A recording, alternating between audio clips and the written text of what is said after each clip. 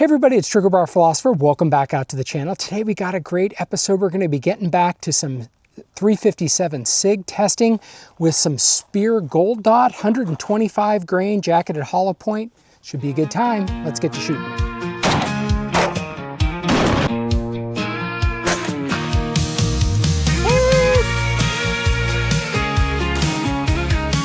We're talking about the SIG P229. It's been on the channel once before, but this is a pretty cool gun because the lower was made in Germany, the upper made here in the US, so it's a little bit older of a SIG product, which by today's standards, maybe that's a good idea.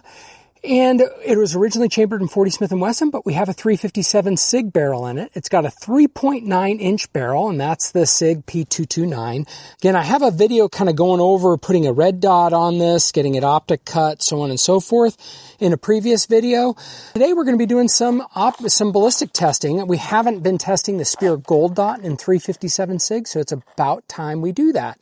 So we have this SIG Speer Gold Dot in 125 grains, the jacketed hollow point gold dot bullet, which is well known in law enforcement. And so we're going to put that to the test. We also have some other rounds just for plinking, as we may want to do some plinking. We've got some Hornady FMJ training ammunition here.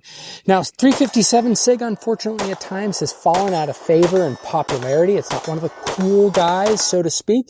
It's other partner in crime, the 9mm lesser or weak sauce, which is what we call 9mm, and its younger brother. They're the same diameter, but this one gets it going quite a bit more. Of course, 357 SIG has a bottleneck type cartridge, and so you can get quite a bit more pressure in that cartridge coming out of it, and that projects that projectile a little bit more. Of course, there's also more capacity for powder and other things like that in this case for the 357 SIG.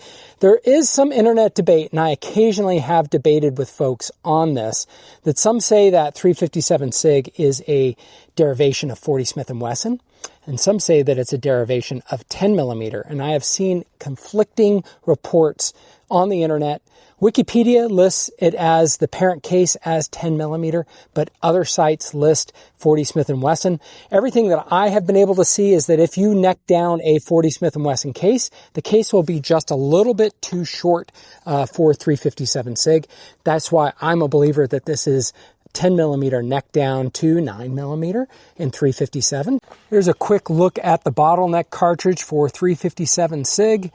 Been around for a while now, so shouldn't be too new, but sometimes people are saying that's the first I've heard of it.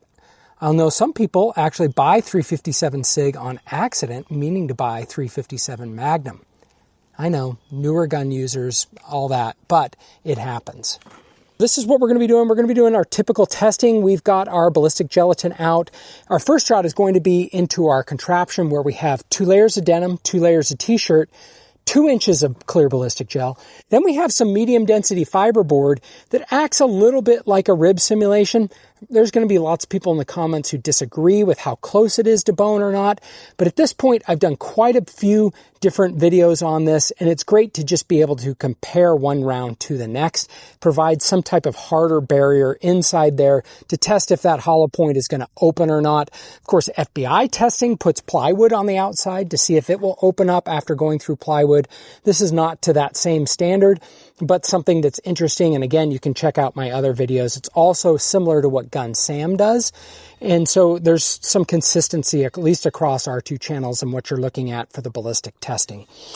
Okay, so with that said, oh, and I didn't even say, after we get through that medium density fiberboard, we have more ballistic gel. And our second shot into the gel is just going to be into the gel. In case you ever have a bare naked attacker, you got to know how your bullet's going to perform. So we'll do that in our second shot. We'll also shoot some rounds just to test velocities on this. And then we'll try a little bit of practical accuracy and maybe just see how much fun we can have with 357 SIG today. All right, that's what's on tap for today. Should be a good time. Let's get to shooting. We have that Speer Gold Dot. We have our 124 grain jacketed hollow point. Got our target downrange with our contraption.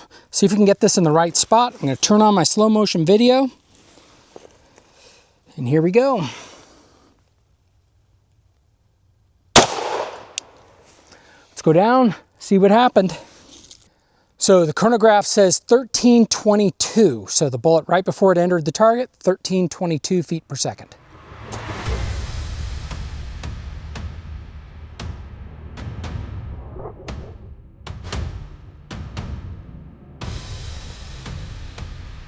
Take a look at this result. Fantastic. Came in here through our 2 layers of denim, 2 layers of t-shirt, 2 inches of gel, hit the medium density fiberboard. Let's take a quick look and see what it did there. Looks like it started to expand, and that's kind of what Speer Gold Dot does, is it expands enough, but not too much, because it is a great penetrator. It continues on. And we look at that wound track. That is a fantastic wound track. I mean, that is doing the work in there. Let's take this off, and you can just see it just a little bit better. Yeah, that is just awesome in there. Nice fluting, nice spirals.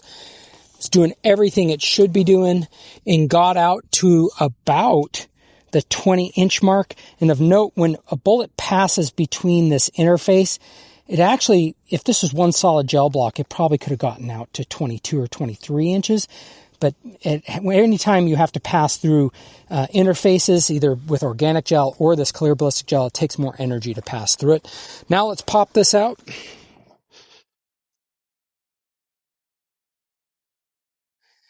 Take a look at that. Now remember that this gun is a 3.9-inch barrel. 357 SIG, I believe, mostly is designed for duty-sized weapons. Now, this is more of a compact size, and I know the SIG P229 was a duty gun for many agencies. In fact, this gun is a police trade-in. But if you just notice, that's not an incredibly deep projectile. It hasn't been peeled back a whole lot. Now, it's doing everything it should be doing. It's doing fantastic work in there. It's just not peeled back as deep as I might think, and as deep as I suspect we will see when we do just the organic gel. So let's just take a quick look and see the expansion. Out to 0.51. And again, Speer Gold Dot often trades off deeper penetration for less expansion than something like the Federal HST. So again, at our widest spot, 0.5065. Now we have taken off all the stuff around it. There's no medium density fiberboard. There's no t-shirt and clothing. This will happen if you have a naked attacker or just a control test to see what this does just with regular gel. See if we get additional expansion, less penetration. That's going to be my guess. But yep, let's turn on our slow motion camera and give it a shot, so to speak.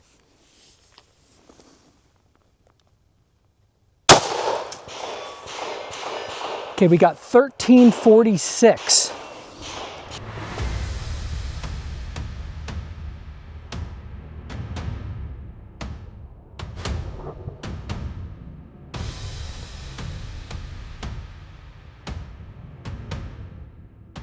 Well, let's take a look at that. Man, that is fantastic. What an awesome wound track.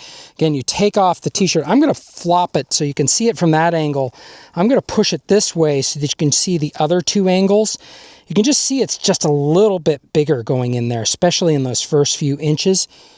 That's awesome. And we got less than 16 inches. My guess is it might have hit that barrier and bounced back, even though we see a little bit of bounce back, but it probably didn't tear through and got some stretching. But let's get a measurement just on out to the stretch. That's looking at about 15 inches before bounce back, and then 14.25 inch from where it landed. So that's pretty good. Why don't I pull that bullet out now? All right, so this is the first shot. Again, we had 0.5 basically. And now the second shot, it opens up a bit more, another 1/10 of an inch to 0.59. Yeah, that's about where we're at. We're just scraping the sides on that 0.59. So went from 0.5 to 0.6 basically. That's some good increase, but again, not bad that we're seeing, not a bad result. That medium density fiberboard does provide some resistance and a little bit less expansion, but just outstanding, both of these. Next up, we're going to get some velocity as I've got 5 rounds loaded up. Gives us a little bit of a statistical average. I know it's well below statistical significance, but it gives us something more than just 1 or 2 shots. So we'll do a 5-shot group here, and hopefully we'll capture it on the Garmin here. Okay, we had to reposition just to get the lab radar or the Garmin in front of us. Used to have a lab radar, so I got used to saying that, but now we got to get the Garmin in front of us. This should be better.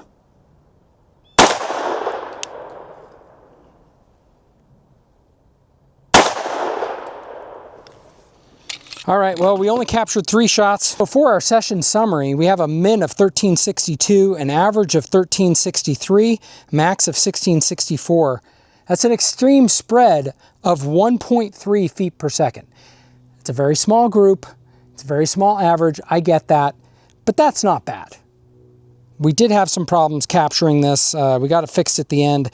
The average kinetic energy is 516 and 515.8, which is pretty good kinetic energy out of a 9mm.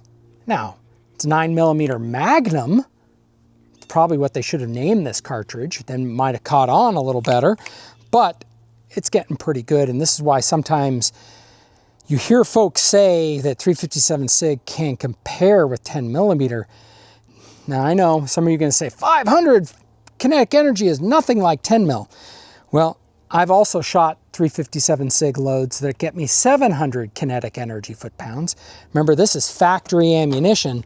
The 10mm that you're getting 700 kinetic energy is not from CCI or Speer. It is not from Federal. It is not from Remington, right? Those aren't the places you're getting those loads. You're getting them from Grizzly and Underwood and Buffalo Bore.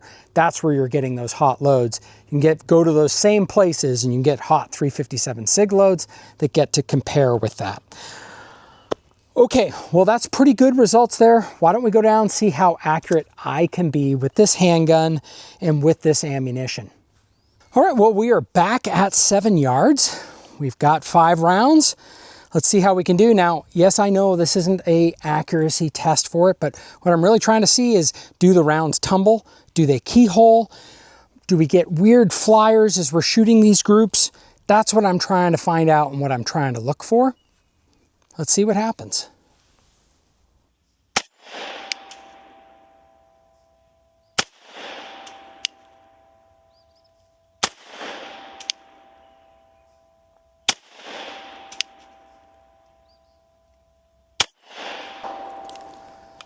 All right, not bad at 7 yards. Let's go down, check it out.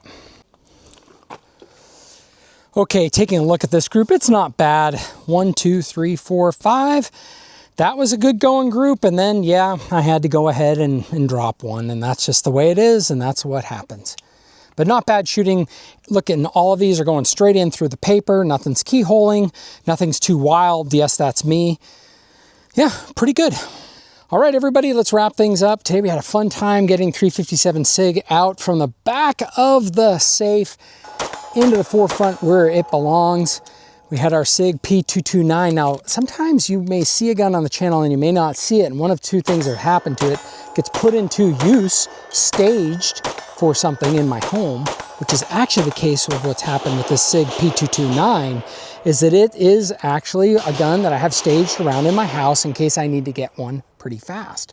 And so it is in a quick access safe in a spot that I know and that I can get to in another spot that's away from somewhere where I keep some of the other guns. So yeah, it kind of gets stuck in there and then forgotten a little bit about, and I've just been like, I got to get that sucker out and I got to shoot it. So, and I realized I had not tested Speer Gold Dot 357 SIG, one of the gold standards of 357 SIG self-defense rounds used by many agencies. So yeah, so had to get it out today, had to do some testing, and that Speer Gold Dot did great. I would have liked just a little bit more expansion, and you know, I think out of the Glock 32, I think, has like a 1/10 of an inch longer barrel. And then there's some other guns that I think have just a little bit longer barrel than that, 4.5 inch. And you might start to see a little bit more expansion, even with that medium density fiberboard in the t-shirt and clothing. But as you saw, that Speer Gold Dot is designed in those cases to still open up and still get lots of penetration. And it did that even out of this shorter barrel 357 SIG handgun. All right, well, let me know what your thoughts are on 357 SIG. Is it a favorite cartridge of yours, or is it out to pasture because of the costs and ammo availability? Or are you saying, look, this is my life. This is what I need to do to defend myself, and this 9mm Magnum is what I need in my life, and so I got to do what it takes to have it in it. Let me know what you all think in the comments below. I hope everyone has a great week, and let's get to shooting. From pistols to rifles, we'll take on the best. Reviewing each weapon, put them to the test. With revolvers and shotguns, we'll break it all down. The Second Amendment protects from the crown. Living for freedom.